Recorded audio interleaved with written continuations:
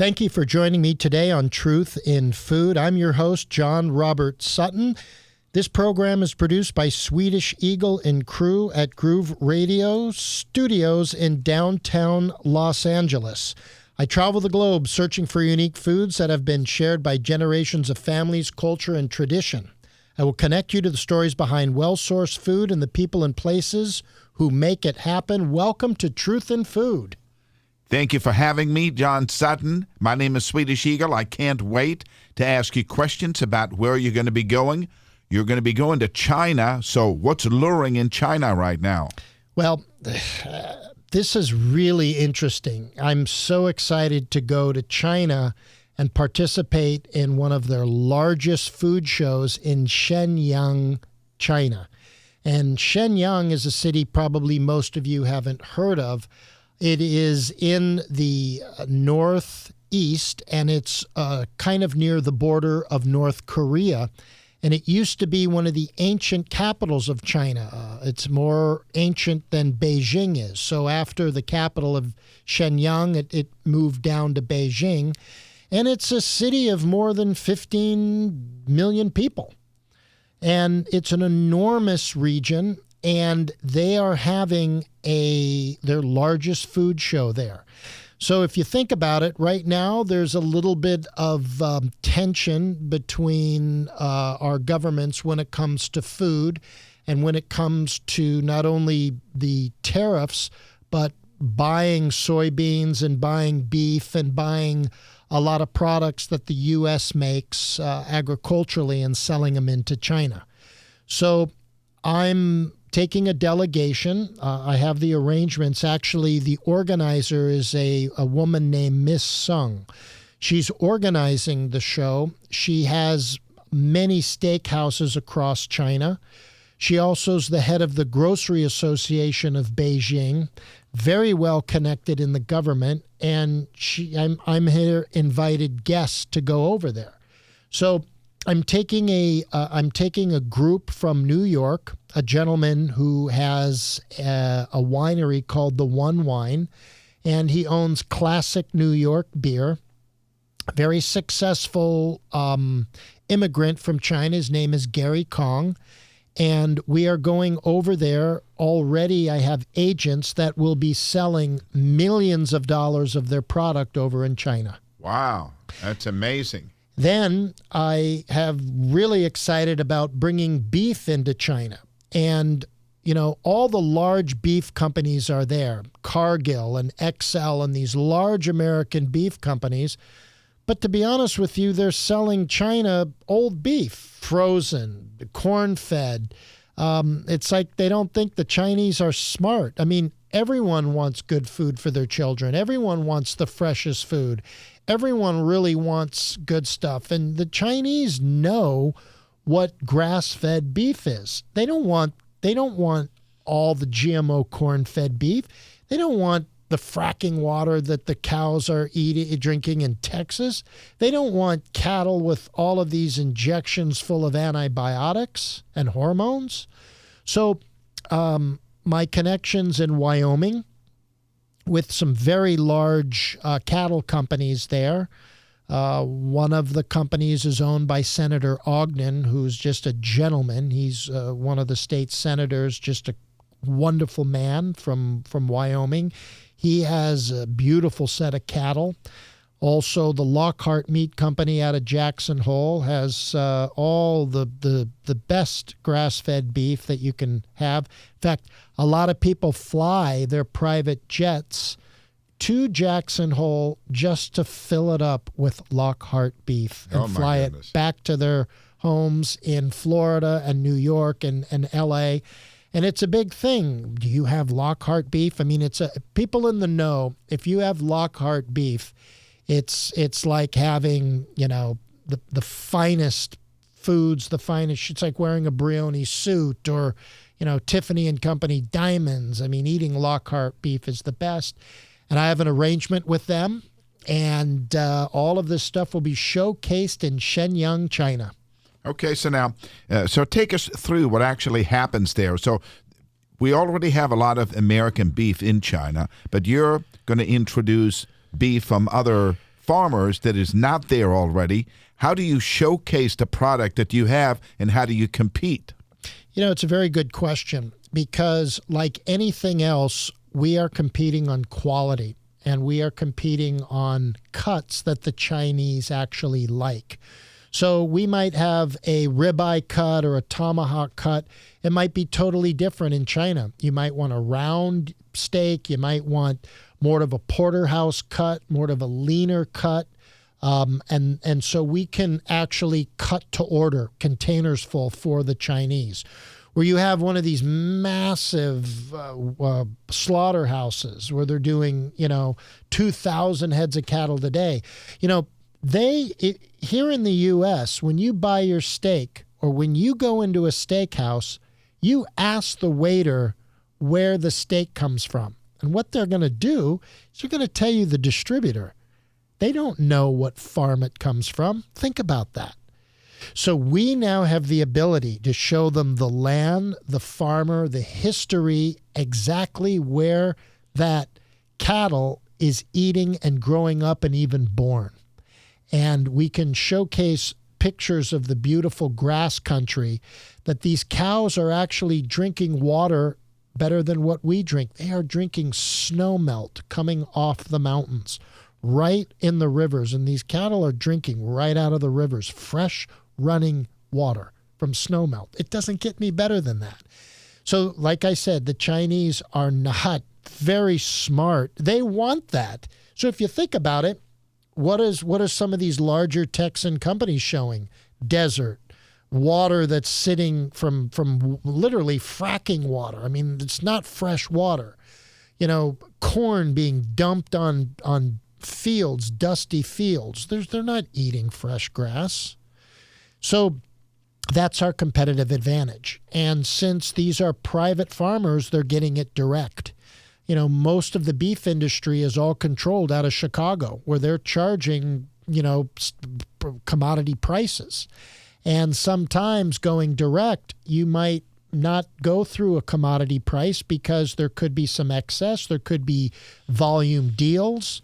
And we've got the pictures and we've got the product so they can taste. So we're going to go to one of Miss Sung's steakhouses in Shenyang. We're going to put one of these steaks in her restaurant on the plate, and we're going to ask some of the largest buyers of beef on earth to see what they think. All right. And it's going to be cooked to perfection. Oh, yeah. All right. That sounds awesome. So now you're also not just going to China, you're also going to go to Russia. What are you going to do in Russia? Is it still about food? You know what it is? There's two things I'm going to Russia for. I'm flying from, I'm taking the high-speed train from Shenyang to Beijing, and they just finished a brand new airport. So we'll be flying from Beijing to a city called Novosibirsk. And in Novosibirsk, there is one of Russia's biological weapons laboratories called Vector. And this is facilities imagine a facility like the Center for Disease Control and the U.S. Army Biological Weapons Command Center combined. Oh, wow. And so during the Soviet time, they basically were building biological weapons. But also, when they were building the biological weapons, they used a lot of their scientists to come up with an antidote, to come up with something to protect the Russian military and to protect the citizens from an unknown biological attack in origin. So if there was, let's say, an anthrax attack, and all that is a viral outbreak of an anthrax virus, they have an antidote that you take that will kill the anthrax virus and build up your immune system. And they found in the soil of Siberia a probiotic. We use antibiotics here. Antibiotic kills everything. They found a very virulent positive bacteria in the soils of Siberia that has morphed millions of years, that is so positive and strong for your body that it kills all of the human's bad bacteria, including viral attacks, of biological attacks, and boosts your positive bacteria and helps out your immune system. Right now they use it for patients that have had chemotherapy, because chemotherapy kills everything. And the immune system. So the danger after that is, how do you populate your good bacteria that's already been killed, and how do you help your immune system fight even the simplest viruses and bacteria that your body now is very sensitive. This is it. I'm going there. I have done a deal with the defense company, the Defense Department of Russia. I'm going there to the biological weapons laboratory. I'm told I'm one of the first Americans ever to go in there, which I've been before, and I'm now going back to basically register this with the FDA. So the FDA requires you to, every factory, everything you ship, you have to have an FDA number. And I am shipping this as a topical solution. It's not going to be a drug. It's not going to be prescribed. It's like eating yogurt. Right. That's all it is. Yogurt is a probiotic. But you don't eat it. This is topical. You put it on your skin, right? Well, there's a couple of forms. There is, since this is a live, living bacteria. It's called Bacillus subtilis. And it's in a powder form, and you open it up and you put the powder in water and you can drink it to boost your positive bacteria. I see. Then there's the topical solution. If you think of Neosporin is an antibiotic. You put it on a cut, kills everything. You put their probiotic skin salve that actually goes on your skin, keeps your good bacteria, and only kills the bad bacteria. There's less scabbing, there's less scarring, and it does not get infected. It heals so much faster. I've actually, used it on my 90-year-old mother. Had her legs, the older you get, the more your wounds take longer to heal. Yeah. I put that on her legs, and it's all healed up, and I'm going to have her be one of the spokespersons for it. Oh, that's fantastic. I mean, it's clear as day. How long have they been using the product over there, and how come nobody has bought it over here before?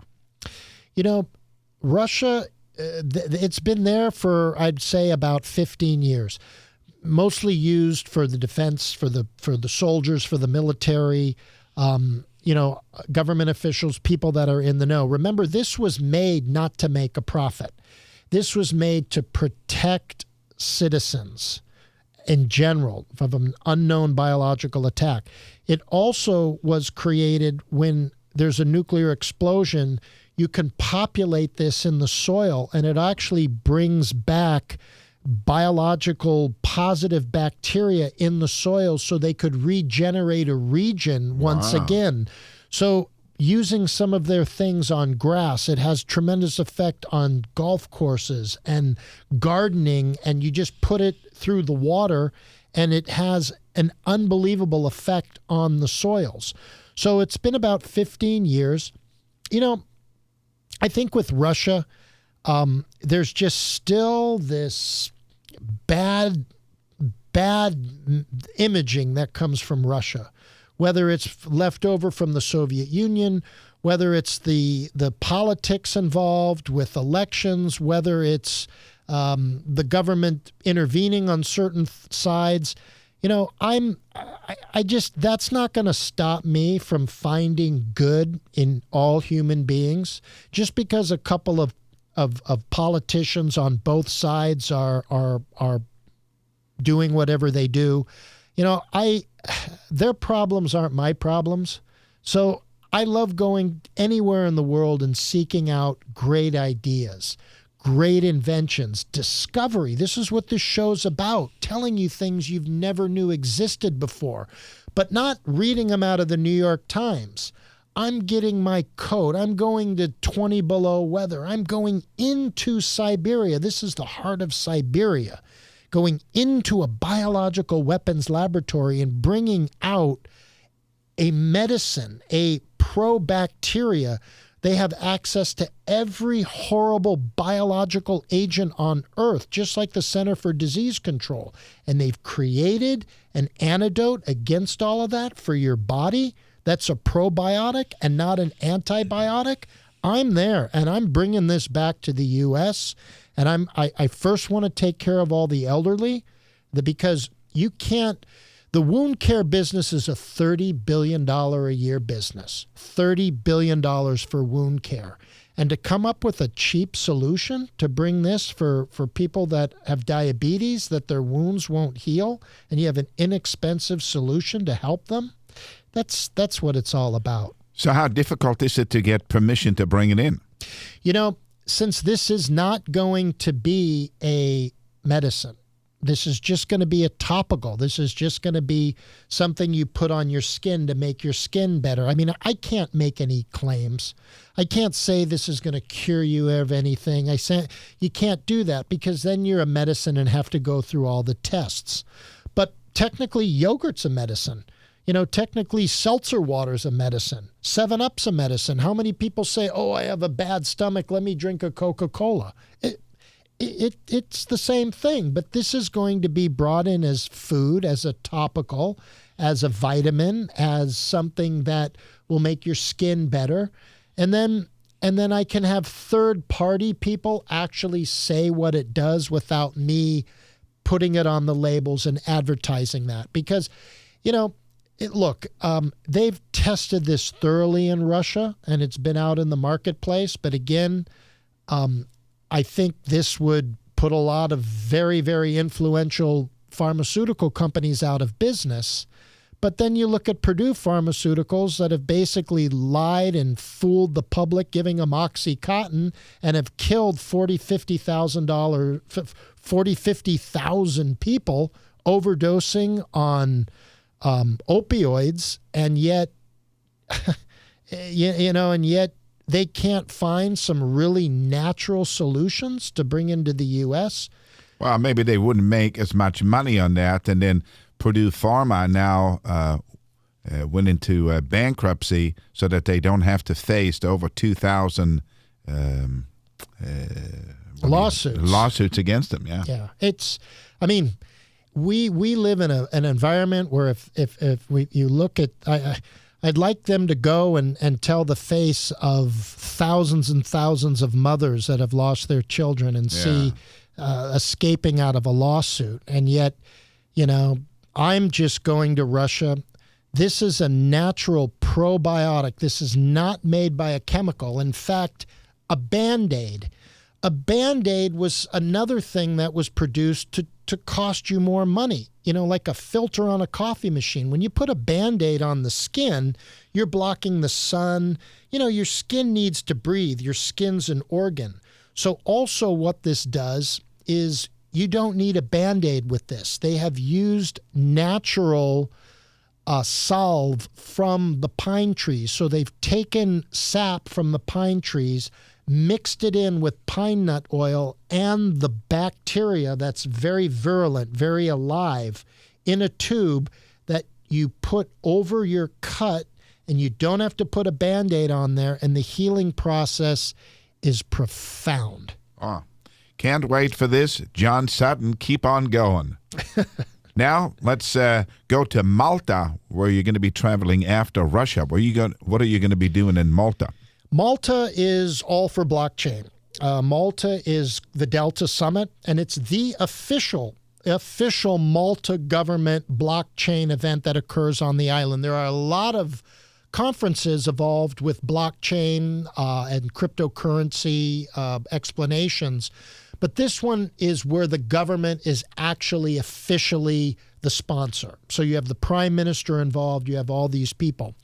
And one of my consulting companies is the lead on this for the United States. So actually, I work with the Malta government on bringing companies and individuals from the U.S., sponsors, et cetera, to Malta for this summit.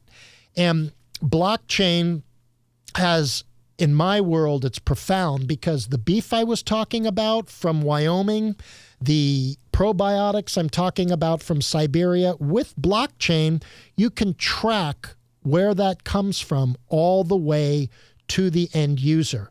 So believe me, the beef that I have, the probiotics that I've seen, plus so many other of my products, people will desperately want to counterfeit them. I know so. Just like they're counterfeiting Patron in Tijuana, they're going to do this here as well once they find out how good it is. And so with the blockchain, we're going to put these products on the blockchain, and it will render it true. We can for traceability and also for on-time delivery, meaning now we will know where it is in the process of being delivered to distributors, to your home, to Amazon, and that's efficiency. So this summit is occurring in Malta, and Malta's the blockchain island. I mean, I know Puerto Rico, a lot of people are there, but Malta to me has so much more history, so much more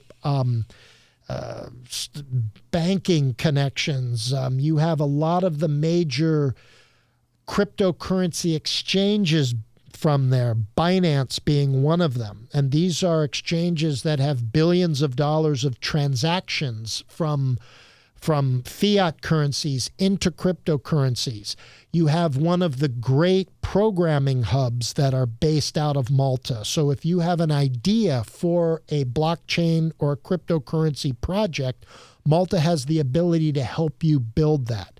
The taxes are phenomenal there, so your tax rate is very low. We have the ability to make you a citizen of Malta if you adhere to several things. So what does that do? That makes you a part of the European Communion. That gives you a second citizenship for all sorts of benefits, mainly if there's some massive issue with the United States and you need to renounce your citizenship and move on to another country, just like the Pilgrims did from Plymouth, England. I think they tried that and were very successful coming to America. They were so happy to get out of England and come to a new country that they created Thanksgiving. So I say, hey, the new Thanksgiving might be in Malta one of these days. And it's just a wealth of knowledge and information there. That's the Delta Summit, October 2nd through 4th in Malta.